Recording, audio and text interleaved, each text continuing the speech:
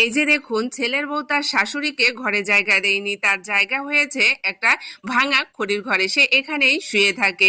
আর এদিকে বিদেশ থেকে তার ছেলে হঠাৎ করে চলে এসেছে কাউকে না জানিয়ে, বাড়ির ভিতরে ঢুকে মা মা করে চিৎকার করতেছে। তখন এই বৃদ্ধ মা বুঝতে পারলো তার ছেলে এসেছে।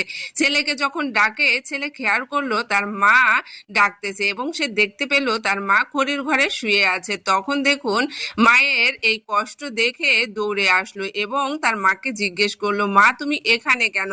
তখন এই বৃদ্ধ মা বলল, বাবা তোর বউ আমাকে ঘরে জায়গা দেয়নি, এখানেই রেখে দিয়েছে, আর আমি এখানেই কষ্ট করে থাকি। এরপর ছেলে দেখতে পেল তার মাকে তার বউ বাসি পচা খাবার খেতে দিয়েছে। এটা দেখে দেখুন ছেলে কতটা কষ্ট পাচ্ছে এবং মাকে বলতেছে, মা তুমি এত কষ্ট করে এই খড়ির ঘরে ফাঁকা জায়গায় থাকো, এই পচা বাসি খাবার খেয়ে থাকতেছো, তুমি কেন আমাকে একবারও জানাওনি?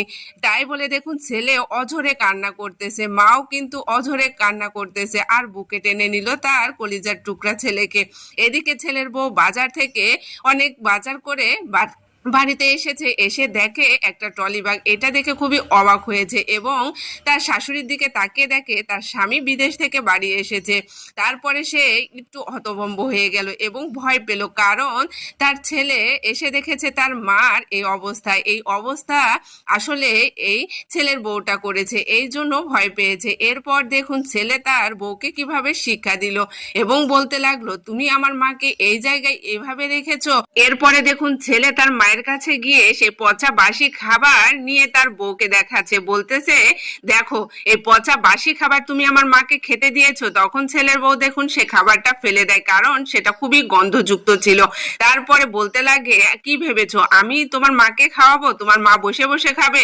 তখন ছেলে বলতে থাকে, আমি কষ্ট করে প্রবাসে থাকি, টাকা পাঠাই তোমার জন্য, আমার মায়ের জন্য আলাদা করে, আর তুমি আমার মাকে না খাইয়ে এই পচা বাসি খাবার খেতে দিয়েছো। আবার তার ঠাই এই ঘরে হয় নাই, তার ঠাই হয়েছে এই খড়ির ঘরে। তাই বলে দেখুন ছেলের বউটা ছেলেটাকে ধাক্কা দিল। এরপর ছেলেটা দেখুন তার বউকে কিভাবে শিক্ষা দিল আর বলতে লাগলো যে ও আমার গর্ভধারিণী মা, উনি আমাকে জন্ম দিয়েছে। তাই বলে দেখুন ছেলেটা কাঁদতে কাঁদতে তার মায়ের কাছে যে ক্ষমা চাচ্ছে আর বলতেছে, মা আমি তোমার আসলে ভালো সন্তান হতে পারিনি, আমাকে তুমি মাফ করে দাও। তাই বলে দেখুন বৃদ্ধ মাকে সেখান থেকে ওঠাচ্ছে। এরপর দেখুন ছেলেটি তার মাকে কাঁধে করে নিয়ে তার ঘরে নিয়ে যাচ্ছে। আসলে অনেক পরিবারে আছে এরকম, ছেলে বিদেশ থাকে, এদিকে বৃদ্ধ ও বাবা মাকে তার ছেলের বউরা দেখে না, একবারও ও তার ছেলে খোঁজ খবর নেয় না, আর খোঁজ খবর নিলেও সে জানতে পারে